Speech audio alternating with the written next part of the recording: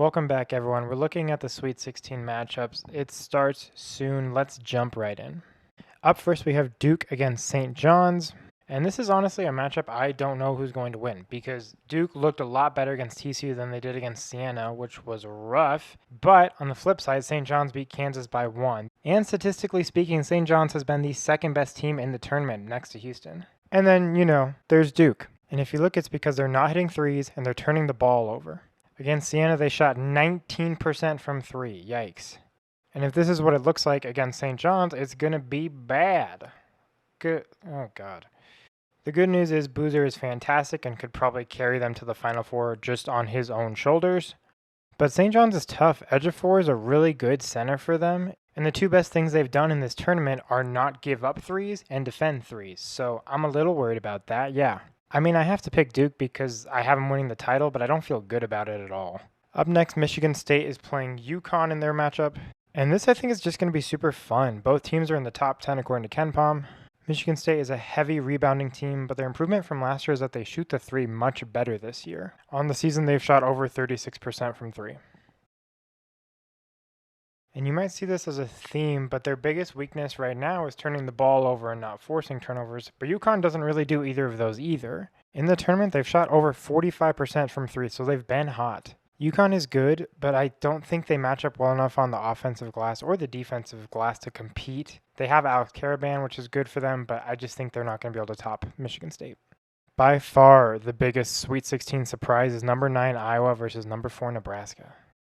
You can see Iowa plays very slow in their pace, which is how they managed to beat Florida to a degree. Their offense is run through Ben Sturts, as you can see here, one of the last plays of the game. He misses, and then they foul Florida, and you think the game's nearly over at that point. But Isaiah Brown is going to miss his first free throw, and then for some reason they decide to pick up full court. Just listen. And here we go. 8.9 to play. Sturts with the catch. Sturts bounce pass to the corner. Fulgaris for three. And then Florida tries to come back with this, around pass to the middleman, you can see there, but there's not enough time. Pass gets fumbled. Iowa wins. And a number 1 seed loses again in the round of 32. Now, does that mean I think Nebraska's going to lose? No, not necessarily. Their 2-point defense has been great in the tournament. Their defense in general overall hasn't been bad. They're just giving up a lot of threes. But I think I'm going to go Iowa to ride the momentum a little bit. This one I'm actually super excited for. It's Houston versus Illinois. I've been looking forward to this one since the beginning of March Madness. Both teams are statistically great. I'd say Illinois is a better rebound team. Houston's a better turnover margin team. And in the tournament, both of these teams have been very statistically good, so it's going to be a good game.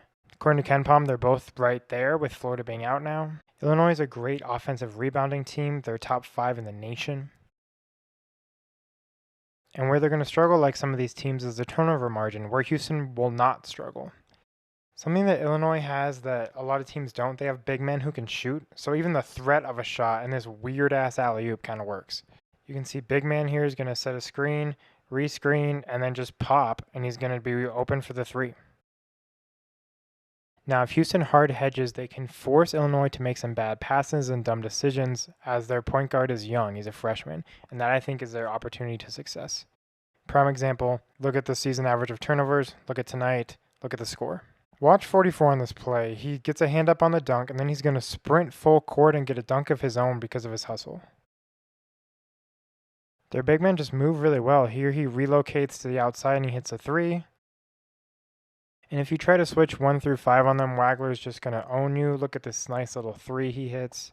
But Houston has their own freshman in Flemings. He's a baller. He's a bucket every single game. And they're going to need him in this game. And I hesitantly am picking Illinois because I just think they're too good on the offensive glass. If protect the ball, I think they can win this. Next matchup, Arkansas versus Arizona. I think this will be fun. Arizona's the 1 seed. They're great according to KenPom. They shoot twos. They don't shoot threes. They know who they are. And in the tourney, it's been pretty much the same thing, except now they're better from 3. Meanwhile, Arkansas has been pretty bad defending the 2, so that's not a good sign. This one I'm just not going to overthink. I'm going to go Arizona to move on. Purdue has had some bad losses. Bad. No, really, really bad. Texas, meanwhile, upset BYU and Gonzaga, so they're feeling pretty good. Now, statistically, Texas is the worst team on paper coming into this tournament. You can see Texas at the very bottom and Purdue at number 8. And Cam Heide returns against his old team, and of course here he gets caught in no man's land, and they score. They have athletic guards, and they've been hot as of late. And while I want to pick Texas, it's so hard for me to pick against Braden Smith and Fletcher Lawyer and TKR. I'm going to go Purdue in this one. I think it's going to be a bit of a shootout, but Michigan versus Alabama is the next one. There's no real surprises here. These teams are what they are. They're high-tempo teams, high-efficient teams. Michigan, once again, struggles on the turnover margin, but so does Alabama, so I'm not really that worried about it. What I am worried about if I'm Michigan is that Alabama has been top 3 in T-rank this tournament. And against Texas Tech, they shot 45% from 3 on 42 threes. Michigan, not to be outdone, on 23 shots, shot 47%. But if Alabama gets hot, they just rain down 3 after 3 after, what's that? Look, another 3. And while they play at a crazy tempo, the good news for Michigan is they also play at a pretty fast tempo. So I don't think they'll be crazy surprised by this. I think Alabama has to force turnovers and run, like on this play, because they're not going to win in the rebound margin. But if they can push and get threes, that's different. And they cannot get beat at their own game. Watch Nate Oates here go ballistic when they give up a second chance, too.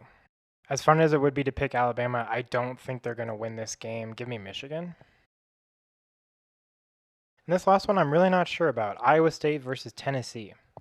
Tennessee, on the year, they offensive rebound and they play defense. That's their thing, and they give up a lot of threes.